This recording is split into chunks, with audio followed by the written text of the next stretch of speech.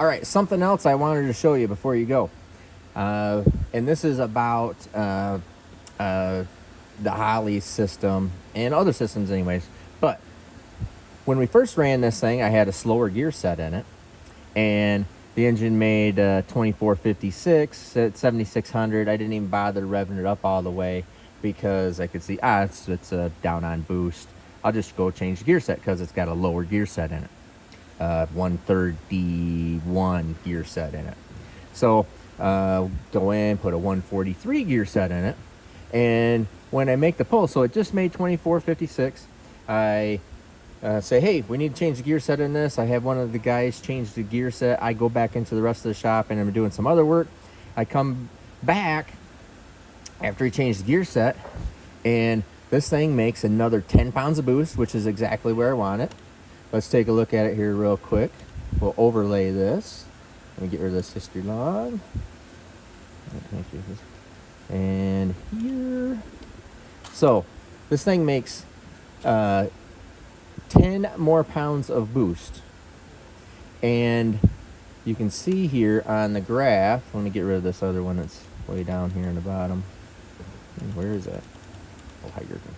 There you go. You can see here, it makes no more horsepower here and actually loses horsepower. So we come into this thing at 10 pounds more boost. Actually, I will come over here and put boost up on there too. Where'd it go? Boost. All right, you can see the light blue line, more boost. The red line now is the new horsepower here. And we'll just do it right here at this number. So at 30 pounds of boost, I had just made 2438. And that's at 7,500 RPM. And then I changed the gear set, make 10 more pounds of boost, 40 PSI of boost. It makes 2304, 100 horsepower less. So it's late at night and I'm thinking, what in the heck is going on? And the engine sounds perfect. Engine sounds fine. Everything sounds good. Sweeps fine. Looks good. All the other numbers are fine. It's meeting target AFR. It's meeting every single thing on the data logger. All right. So it has made 100 horsepower less with 10 pounds of boost more. So I come home go home. Said, well, I'll just have to sleep on this thing and see if it just gotten into a bad area where the numbers are, it just took a bunch of timing out, and said, but no, I come back in the morning and, look at it and it's like, no, everything looks right. Then my other guy, my main guy, Mitch, comes over to me and goes, oh, hey, I think I have something is wrong. I changed the setting to see what it would look like. So this is the program, the ignition configuration file for this engine. All right. And what my guy had done was he came in here, all he wanted to do was just verify for the other engine, the Hemi engine in the other dyno room, what the 12-1 would be. So notice, digital falling, 57-degree reference angle. All right. Now, all he did was he just wanted to verify it and check it, see what it would do if you did it 12-1. So we go down here to 12-1, and it brings up this nice little table, and it tells you where to put stuff and how to do things. That's what he wanted to see. And he goes, okay, cool. That's how it works.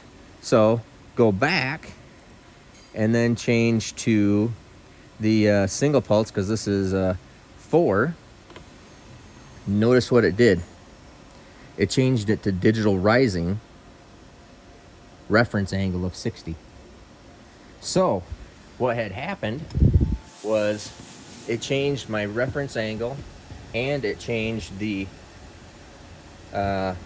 overall timing, because it changed it from a rising edge, or from falling edge to rising, and it actually took out 14 degrees of timing total. So we ran it exactly the way it was right there, and went in and did a static timing check. It was 14 degrees of timing off. I then go back into the program and try figuring out what had happened here, and it went back to a default setting, and you saw it right there live. All I did was just click something, check it, and then go back to it, it doesn't go back to what you had. It goes back to a default. That digital rising from digital falling and 60-degree reference angle was a 14 degrees of negative difference in timing. So change it back to, went back to falling, and 57, and then bang. This thing comes back with, let me bring up the next one. So the very next pull with the correct timing, so 14 degrees of timing more. And this thing comes back, the very next pull, so you can see right there in order. Very next one. Whoops. Darn it. Sorry, hit the wrong button. Same exact boost. It's right in there. Here's no boost with timing. Lots of boost with no timing, the red line right here. So to give you the direct comparison, so let's see, timing, let's see here. So that's a no timing, 31 pounds of boost, 25 or 24.56, which is that one.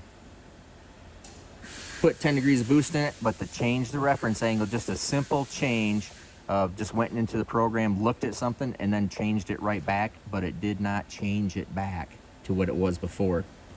Makes 40 pounds of boost, 41 pounds of boost, and 100 horsepower less.